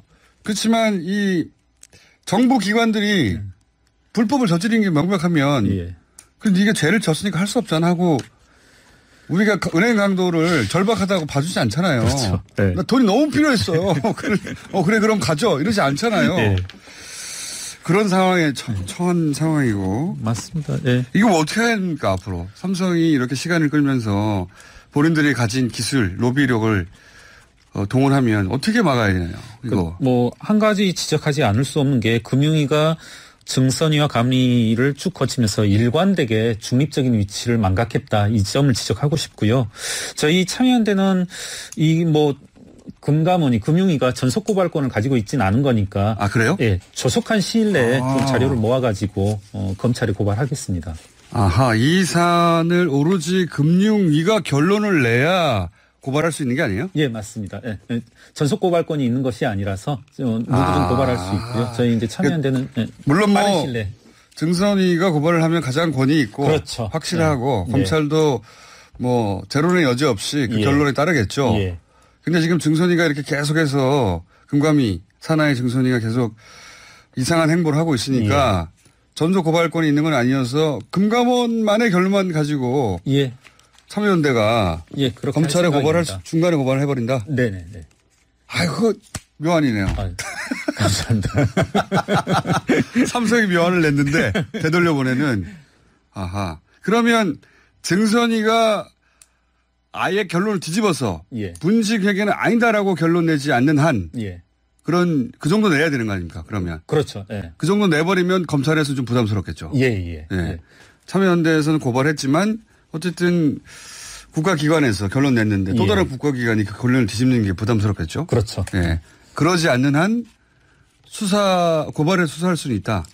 아, 그다음부터는 검찰의 의지에 달린 겁니까? 그렇죠. 네. 뭐 강제 수사권도 있고 하니까 금융감독원이라든가 이런 곳에서는 뭐 수사권이 없어서 여러 가지 자료 제한이 있었는데 여기에서 뭐 강제 압수수색도 할 수 있고 하는 거니까 보다 더 이렇게 이번 삼성바이오로직스 분식과 이재용 상속과의 관련 승계와 관련들을 명확하게 찾을 수 있는 계기가 되지 않을까. 그런 또 묘수가 또 있었네요. 그래서 참여연대는 이렇게 금융위가 계속 볼을 돌리면 그러면 검찰에 바로 가버리겠다. 언제 고발합니까? 그럼 약속을 드리겠습니다. 다음 주까지는 고발토록 하겠습니다. 저희 간사님들한테 욕먹을 것 같은데. 밤새서 해보시고요. 왜냐하면 이거를 이렇게 계속 신경 쓰고 있는 데는 참여연대밖에 없고 그렇죠? 그리고 내용을 이해하고 나면 정말 어마어마한 일이 벌어진 거거든요. 맞습니다. 이게 막 회계 용어로 복잡하게 나오고 또 막 증선위 이런 곳에서도 복잡한 회계 용어를 사용해가지고 무슨 말인지 모르게 자꾸 하는데 그냥 아버지가 아들한테 회사 물려주는 과정에서 엄청나게 뻥튀기를 해버린 거예요. 그렇죠. 네. 엄청나게 뻥튀기를 한 게 명백한데도 그래서 정보기관인 금융감독원에서 뻥튀기 맞다고 했는데도 어떻게든 막으려고 하는 거 아닙니까? 그렇죠, 지금. 아, 대단합니다, 삼성. 만약에 삼성이 아니었으면 어떻게 했을까요? 이건 애시당초에 문제가 되지 않았을 거고요. 과연 제 생각엔 회계사들이 감사보고서를 써주는 회계사들이 이런 보고서는 안 써주죠. 아예 써주지도 않았을 것이다. 이렇게. 3천억짜리 회사를 어느 날 갑자기 아무 일도 없었는데 5조, 6조로 평가하는 건 있을 수 없는 일이죠. 회계사들이. 3천억짜리가 5조, 6조가 된다는 게. 그리고 이렇게 뻔하게 빚이 절반인데 그걸 빼주고. 그렇죠. 그걸 모를 수가 있습니까? 회사의 빚이 절반인데 그걸. 그렇죠. 아유, 참. 그런 일을 해놓고도 지금 범죄가 아니라고 지금 빠져나가려고. 모피아들이 있긴 있죠. 그렇죠. 실감합니다. 실감합니다. 자, 그럼 또 다음 주에 고발하시고 나서 또 한번 나오세요. 감사합니다. 네, 여기까지 하겠습니다. 참여연대 집행위원장 김경률 회계사였습니다. 비투어타이어 협찬 서울 토피스 제공 8시 33분 교통정보입니다. 강변북로 구리 쪽으로 방화대교부터 동작대교 사이 정체와 서행을 반복합니다. 45분은 있어야 이동이 가능하고요. 올림픽대로 하남 쪽으로는 행주대교부터 한강대교 사이 40분 정도 걸립니다. 이후로도 반포에서 청담동 부근 지날 때도 정체와 서행 반복하고 있고요. 반대 공항 쪽으로는 암사대교부터 한남대교까지 30분이 조금 넘게 걸립니다. 강변북로 일산 방면으로는 선호대교에서 성수대교 사이는 서행하고 또 동호대교에서 마포대교 사이는 정체입니다. 가성비 타이어 안전운전의 동반자 비투어 타이어 협찬이었습니다. 동굴 소년들 결국 전원 무사 구조입니다. 그 뒷이야기 다시 한번 짚어보겠습니다. 태국 교민잡지 김종민 편집장님 연결됐습니다. 안녕하십니까? 네, 안녕하십니까? 네, 지난번 연결했을 때 아직 구조가 다 안 끝났는데 연결해가지고 다시 한번 했습니다. 그렇죠. 코치가 먼저 구출됐다는 오보도 있긴 했는데 결국은 코치는 마지막에 나왔고, 그죠? 네, 제일 마지막에 나왔습니다. 네. 그런데 이제 구출 인원, 그러니까 전체로 따져서 가장 마지막에 나온 사람은 호주 의사였다면서요? 네, 호주 의사 리차드 해리스 씨가 이제 제일 마지막으로 나왔고, 사실은 그 외에 이제 태국 의사분도 한 분 더 있었고, 또 다른 네이비 실도 한 번 있었고, 그렇게 세 분이 맨 마지막으로 나온 걸로 알고 있습니다. 예. 이게 그 스토리 자체가 워낙 제가 나중에 또 여러 기사를 찾다 보니까 이렇게 동굴에 전환됐다가 이렇게 대규모 인원이 이런 오랜 시간에 지나서 전원 구출된 거는 첫 번째 사례라고 해요. 그죠? 예. 그래서 흔치 않은 사례죠. 거의 대부분이 이제 안타깝게 사망을 하거나 네. 그렇게 되는 경우들이 굉장히 많았죠. 굉장히 위험한 거죠, 그러니까 사실. 근데 이런 위험한 상황에서 전원이 그리고 아무도 다치지 않고 구조됐다는 게 이런 오랜 시간이 지나서 그래서 헐리우드에서 바로 영화 만든다고 헐리우드 관계자들이 이미 거기 왔다는 얘기도 전 들었습니다. 예. 사진으로 그쪽 현장 답사하듯이 와가지고 이렇게 주민들이나 아니면 주변 사람들 정보도 좀 듣고 현장도 좀 보고 그런 식으로 보여졌다는 얘기가 그러니까요. 그런 외신도 저도 봤고. 예. 벌써 이제 우스갯소리로 이제 도지사는 톰 행크스가 하고 코치는 켄 와타나베가 하고 그런 얘기까지 있다. 예, 아이들을 구했지만 이제 영화로는 곧 미국인들로 대체될 거고 12명 아이들은 1인 12억으로 몇 대머니 하면은 딱 맞겠다 이런 식으로 얘기가 돌고 있습니다. 태국에서 그런 얘기가 돌고 있군요. 예. 이제 전원 나왔으니까 제대로 알려지지 않았거나 그동안 완전히 새롭게 알려진 내용들 뒷이야기 좀 있으면 알려주십시오. 구멍을 팠다는 얘기도 있던데 그게 무슨 얘기입니까? 그거는 초기에 이제 초기뿐만이 아니라 계속해서 마지막 아이들 나오기 전까지 이 다른 구멍이 없나를 찾기 위해서 그 인근에 아주 유명한 암벽등반가라든지 참 잘 타는 분들 그다음에 네이비 실도 그렇고 여러 사람들이 구출하려고 하는 별도의 구멍 말고 제 말은 코치가 동굴 안에 있으면서 예. 구멍을 팠다고 하는데 그게 무슨 의미입니까? 그 얘기는 예, 맞습니다. 코치가 아이들이 이제 동굴 속에서 아주 추우니까 서로 이제 체온으로 이제 서로 이렇게 따뜻하게 하게 하기 위해서 코치가 아이들을 위해서 한 5m 정도 길이에 구멍을 팠다고 합니다. 손하고 돌 같은 거를 이용해가지고 구멍을 파서 이제 물 먹기나 명상하거나 이럴 때를 제외하고는 이제 그 속에서 서로 체온으로 몸을 따뜻하게 유지하도록 해준 거죠. 코치가 굉장히 현명했네요. 여러 가지 면에서. 예. 25살짜리라고 믿겨지지 않을 정도로 굉장히 진짜 코치 덕분에 전원이 살아났다고 봐도 과언이 아니네요. 그렇습니다. 예. 이 코치가 진짜 엄청난 행동을 한 것 같습니다. 아주 현명하게. 거기서 이제 체온이 떨어질 수 있으니까 돌로 구멍을 만들어서 아이들이 그 안에 들어가서 체온을 서로 유지하게 만들어줬다. 이야. 네, 그렇습니다. 예. 그런 소식이 전해지고. 그 외에도 현장에서 봤었던 군인 관계자가 BBC하고 이 인터뷰를 하면서 그 얘기를 전해줬다고 그럽니다. 그렇군요. 그리고 예를 들어서 웬만한 외신들은 나왔는데 그 이후에 혹시 태국 정부가 앞으로 정부 차원에서 하겠다는 조치들 그런 내용들 좀 정리해서 알려주십시오. 그러니까 지금 마침 코치가 난민이었기 때문에 국적을 부여한다는 얘기가 있던데 그렇죠? 그런 거 포함해서. 예, 코치 같은 경우는 이제 무국적자였던 것 같긴 한데 약간 문제 복잡한 얘기인데 코치가 태어난 곳은 태국입니다. 네. 근데 태어난 직후에 가족들은 미얀마로 넘어갔습니다. 아하. 그랬다가 거기서 이제 병을 얻어가지고 사망을 하면서 혼자 남겨지게 됐고. 가족이 태국 쪽, 태국 쪽에 있던 이 고모인가 이모에 의해서 키워지다가 한 10살쯤 됐을 때 이제 태국하고 미얀마 접경 지역에 있는 절에 맡겨지고 거기서 이제 생활을 하게 되는데 태국 같은 경우가 이제 신임이 되면 국적을 따지지 않습니다. 아, 스님이 되면 또?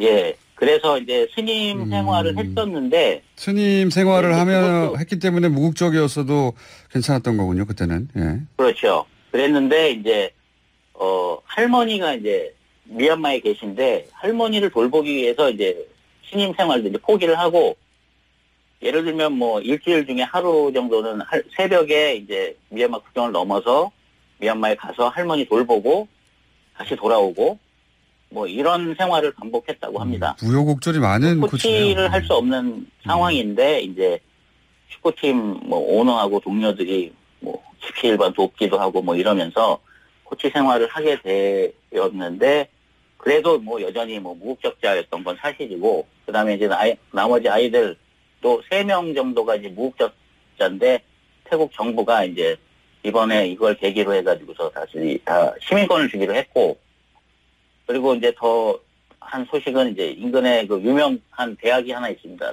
나레수원 대학이라고 하는 데가 있는데 이 13명 모두에게 그 대학 교육까지 마칠 수 있는 장학금을 주기로 했습니다. 뭐 물론 그 아이들이 그 대학을 선택했을 때 이제 문제죠. 이건 어떻습니까? 이제 이 동굴 구출 작전을 보면서, 우리나라에서는 세월호를 떠올린 분들이 굉장히 많아요. 근데, 예. 여기 보면은, 우리나라 그 세월호 구출 작전에서는 사실 미국의, 구조 돕겠다는 거 다 해경에서 뿌리치고, 그랬는데 여기서는 굉장히 다양한 국적의 자원봉사자들, 그리고 저희도 사실 자원봉사자들 많이 갔죠. 그걸 막아서 그렇지. 근데 네. 실제 이렇게 이루어졌어야 했다. 세월호도 싶을 만큼 자원봉사자들의 활약이 대단했다고 하는데 이것도 좀 정리해 주십시오. 예. 이게 약 1000명 정도가 초기에 동원이 돼서 군인들이 동원이 돼서 방법을 써가면서 온갖 했었는데 이제 아무래도 이제 동굴 속이다 보니 전문가들이 아닌 이상 이게 구하기가 힘들었던 겁니다. 네네. 그래서 이제 태국 현지에서 동굴 다이빙으로 활약을 하고 있는 버넌 언스워스라는 그 영국분이 있는데 예. 이분께 이제 얘기를 합니다. 그래서 이분이 현장 답사를 가죠. 그래서 이분이 현장 답사를 가자마자 여기에는 이제 이분이 쪽지를 남긴 게 있는데 로브 하퍼, 릭 스탠슨, 존 월렌턴 이 세 사람을 최대한 빨리 영국 대사관에 부탁을 해가지고 불러들여라. 해서 데려와야 한다. 예. 여기서부터 시작된 겁니다. 그렇군요. 여기에서 이제 이 유명한 그 동굴 전문 탐험가들이 간다는 소식이 전해지니까 이제 동굴 전문가들이 전부 다 몰려든 겁니다. 그 얘기를 듣고 전 세계에서 가장 유명한 노련한 다이버들이 그렇군요. 예, 이 모여든 거고 이 동굴 다이빙이라고 하는 게 굉장히 특이한 게 이제 처음 들어가는 사람이 그 안에 가이드라인을 설치하면 그 사람 이름을 현판에다가 새겨가지고 그 동굴에다 부착을 합니다. 그러니까 약간의 이제 경쟁적인 그런 면도 관계이기도 있고. 하면서 그러면서도 이제 사실 이 동굴 다이빙이 목숨을 거는 거거든요. 그러니까요. 목숨을 거는 관계다 보니까 경쟁자면서도 동료인 거죠. 서로 존경하기도 하고. 예. 그렇죠. 그래서 최고를 데리고 와라 해서 최고들이 왔고. 예. 그리고 이제 그런 전문가들뿐만이 아니라 그 지역의 자원봉사들도 굉장히 적극적으로 참여했다고. 예. 예를 들면 이 태국 중부의 그 나콘파텀이라는 데에서 그 펌프 전문가들이 올라가서 20일 동안 펌프질만 그냥 오로지 하는 그런 경우들도 있었고, 이 네이비실 같은 경우는 이 파타야 쪽에 있는 근무하는 분들입니다. 그분들이 한 150여 명이 올라가가지고서 거기서 또 중요한 역할들을 했고요. 그리고 아시다시피 이미 사망하신 이 쌈난 분도 구조 작전 중에서 전직 네이비 CB셨고 전직 잠수사인데 세월호 때도 전직 잠수사들이 자발적으로 많이 모였었는데 말이죠. 그렇죠. 예, 그렇게 많이 가셔서 했는데 이분도 안타깝게 이제 돌아가셨고 부인이 이제 자기 트위터에다가 페이스북에다가 이제 아침에 일어나면 내가 누구에게 입맞춤을 하나 당신은 영원한 나의 마음속 영웅입니다라고 글을 올려가지고 또 여러 사람 눈물을 흘리게 했습니다. 그리고 또 특히 이 산 아래쪽에 있는 마을에 농부들이 이제 엄청난 양의 물이 한꺼번에 그 동굴 밖으로 나올 거 아닙니까? 다 산 아래로 흘러내려가게 되는데 그 흘러내려가게 되면 산 아래쪽에 있는 논이나 밭이나 이게 다 이제 물에 잠기게 된단 말입니다. 망가지죠. 네. 잠겨도 상관없다. 물을 다 뽑아가지고 뽑을 수 있을 때까지 다 뽑아서 눈 다 망쳐도 상관없고 하니까 내려보내라 하고 태국 정부하고 각서까지 씁니다. 나중에 이 문제 이렇게 돼서 망쳐가지고 이렇게 돼도 아무런 불평을 하지 않겠다. 각서를 쓰고 다 물을 내려보냈고 태국 정부는 이제 나중에 이제 또 살짝 보상을 해주겠다. 농부들을 위해서 보상을 해주겠다. 이런 식의 얘기도. 근데 보상 했었고요. 얘기하기 전에 농부들이 물 뺄 데 없으면 우리 논으로 흘려가지고 우리 농사를 망치겠지만 애들을 살려라 이런 거 아닙니까? 한마디로. 예, 그렇습니다. 예. 그런가 하면은 또 이게 국경지대 치앙마이가 참 3개 나라 국경지대에 가장 인접해 있는 도시거든요. 그래서 그 옛날에 골든 트라이앵글이라 그래가지고서 마약 거래 마녀 이런 쪽에 그런 동네인데 그래서 이제 무슬림이라든지 난민이라든지 라오스, 미얀마 이쪽에서 내려오는 난민들이 굉장히 많은 지역이기도 합니다. 근데 사실은 옛날에는 이 3개 국가가 서로 이렇게 국경이라는 거 없이 왔다 갔다 하면서 살았던 거고 지금도 거의 그런 상태인데 그래서 이제 무슬림들도 있고 불교도도 있고 기독교들도 있고 이렇게 이런 사람들이 모여 사는 상태이고 그래서 이제 할랄 음식 같은 경우는 누구나 만들 수 있는 건 아니지 않습니까? 그렇죠. 그래서 이제 무슬림들이 자원봉사하는 분들 같은 경우는 또 이곳에 살고 있는 아주머니께서 할랄 음식으로 만든 음식들을 무료로 제공을 해주고 알겠습니다. 싸고 넘칩니다. 예. 알겠습니다. 오늘은 여기까지 하고요. 예. 한마디로 인종도 국적도 뛰어넘고 종교도 뛰어넘어서 자기들 손해 보는데도 다들 한마음 한뜻으로 구출해서 전원이 다 구조됐다. 이런 거 아닙니까? 그렇죠? 그렇습니다. 거기에다가 이제 리더가 되는 이제 주지사 분도 이런 것들을 아주 현명하게 다 받아들여가지고 자를 거 자르고 갖출 거 갖추고 하면서 진짜 신의 한 수를 보여주신 분이기도 하고요. 이게 여러 가지가 아주 그냥 톱니바퀴가 딱 맞아 떨어지듯이 딱 맞아 떨어지면서 돌아갔던 아주 그냥 흐뭇한 그런 일이었습니다. 그러니까요. 세월호 때도 아주 자랑스러워하고요. 세월호 때도 그렇게 했었어야 한다는 생각을 이걸 보면서 계속 하게 됩니다. 예, 그게 이 3일간 이제 구조작전 지켜보면서 여기 교민들 중에 많은 분들은 또 그렇게 그 3일 동안 아이들 전부 다 생존해가지고서 기쁨의 눈물도 흘리면서 동시에 세월호 아이들이 생각나서 너무너무 슬프고 그래서 세월호 관련 동영상 다시 보고 이런 분들도 있고 그래서 밤새 잠을 못 자고 이런 분들도 있다고 그러더라고요. 모두가 그 점에서는 비슷한 감정인 것 같습니다. 자, 오늘은 여기까지 하고요. 편집장님 인터뷰를 하기가 겁나는 것이 했다 하면 10분 이상 저희가 예상한 것보다 더 넘어가요. 저희가 또 다른 뒷이야기가 나오면 한 번 더 연결하기로 하고 오늘 여기서 끊을게요. 알겠습니다. 수고하십시오, 공장장님. 네, 지금까지 태국 교민잡지 김종민 편집장이었습니다.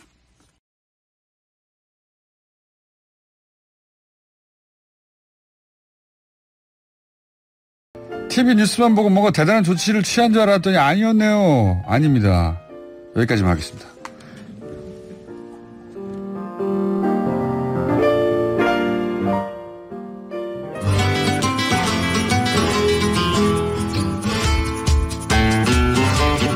불친절해에서 좀 전에 이야기는 삼성바이오로직스 뉴스에 관한 말씀이었습니다. 오랜만에 뵙겠습니다. 혀준 선생님 나오셨습니다. 네, 안녕하세요. 안녕하십니까. 5분밖에 안 남았으니까 빨리 가죠. 저 바깥 대기실에서 내내 앉아서 언제 끝나나. 그런데 내용이 재밌어가지고. 저도 듣다가 네. 듣고 싶은 얘기라서. 네, 저도 굉장히 궁금해요. 태국 뉴스고 대단한 뉴스거든요. 그렇죠. 그래서 그렇게 됐어야 하는 거죠, 세월호도. 그렇죠. 우리가 세월호 때문에 더 많은 관심들을 두고. 다들 그 생각했나 보더라고요. 막 박수 치고 막 이랬어요. 기사에는 그 말이 없는데 네. 다 자동적으로 그게 떠올랐던 것 같아요. 구조됐다는 건 뉴스 들어왔을 때 가족들이 앉아가지고 와. 아마 다 대한민국 국민들은 아마 다 그랬을 거예요. 자기 자식인 듯이 그렇게 얘기했을 겁니다. 오늘은 진짜 음식 뭡니까? 음식. 민어. 예. 이건 뭐 남은 시간이 얼마 없어가지고 이건 민어. 초스피드로 하죠. 민어. 네. 민어가 일단 맛있죠. 그러니까 여름철이죠. 그게 사실 민어가 특히 맛있게 느껴지는 이유가 민어탕 맛있습니다. 지금 딱 다른 생선들이 맛이 없을 때거든요. 그래서 민어탕은 맛있게 하기가 쉽지 않은가 봐요. 아주 맛있는 집과 밍밍한 집으로 나눌 수 있어요. 그게 이제 그 민어가 어떤 정도의 질인가에 따라서 조금 달라지죠. 이렇게. 잘하는 집은 너무 달던데. 그렇죠. 조금 더 있어야 돼요. 아직까지는 약간 기름이 덜 찼는데, 기름이 좀 더 많이 찬 상태. 그래야 그게 맛있거든요. 작년에도 그러니까 민어 한번 했던 것 같아요. 그랬습니까? 네. 민어. 기억이 안 나는데 어떻게 다뤘는지 민어라는 단어만. 여름만 되면 그냥 민어 이야기를 해야 되는 것처럼 이렇게 돼 있어요. 그 민어가 관련되는 기사들이 이렇게 뜨면 꼭 나오는 말이 있어요. 백성의 물고기. 그래요? 그 민자가 백성 민자를 쓰니까. 흔한 물고기여서 그랬습니까? 아니요, 전혀 그렇지 않아요. 그냥 민어라는 이름 때문에 그런데 그 민어와 같이 비슷한 말로 그러니까 많이 쓰였던 뭐 개구치니 뭐니 하는 이런 말들이 굉장히 많거든요. 그러니까 다양한 이름들 중에 하나가 민어로 이렇게 정착이 돼 있는 거고 비슷한 발음으로 나는 게 이제 면어라는 말도 있고. 왜 민어가 된 거죠? 그러니까 백성의 아마 소리 나는 대로 매끈한 고기 이러면서 민어, 면어 이렇게 붙였을 수도 있어요. 맨들맨들하다, 민들민들하다 뭐 이렇게. 그러니까 백성들이 흔히 먹던 물고기 이런 거하고는 전혀 관련이 없습니다. 그러니까요. 그런데 그 민자가 붙었다는 하나만 가지고 백성의 물고기 하고. 비싼 물고기 아닙니까 이거? 지금 사실 웬만해가지고는 먹기가 힘들거든요. 주머니 사정이 좀 넉넉해야 먹을 수 있는 건데. 그래서 민어 아니에요? 흔한 귀여 아닙니까 귀여? 그럼 옛날에 흔했느냐? 그렇지도 않아요. 조선시대 같은 경우에는 민어를 잡기 위해서는 좀 남바다, 그러니까 멀리 나가야 되거든요. 그러니까 그런 어업이 발달하지 못했으니까. 귀했겠네요.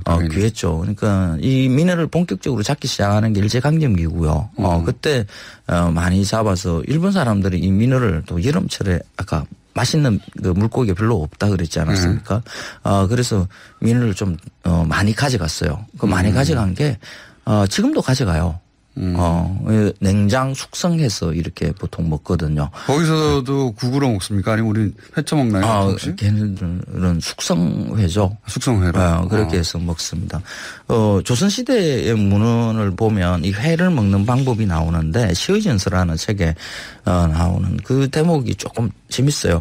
얇게 썰어서 채를 썰듯이 이렇게 썰어서 이렇게 먹는다라고 돼 있어요. 왜냐면 요즘 우리가 민어회 먹는 것은 큼직큼직하게 이렇게 숙성회니까 부드러우니까. 민어회는 먹어본 적이 없습니다. 그래요? 네, 굵직굵하게 먹습니까? 네. 근데 왜 얇게 썰어서 그렇게 채 썰듯이 이렇게 하는가 하면 옛날에는 그 싱싱한 민어를 구하기가 힘들었죠. 그래서 그렇겠죠. 민어를 잡자마자 아가미 빼고 피 빼고 이렇게 해서 바닷물에 대충 씻어서 이렇게 말리면 꾸덕꾸덕하게 이렇게 그렇겠죠. 마르는 거죠. 그러니까 말린 민어를 그러니까 쉽게 말해서 민어포를 이렇게 썰어서 먹은 것을 두고. 포였군요, 포. 그렇죠. 그래서 지금처럼 싱싱한 회를 먹을 수 있을 가능성은 없고요. 포죠. 그래서 사실 이 민어는 포로 먹을 때가 더 맛있어요. 그래요?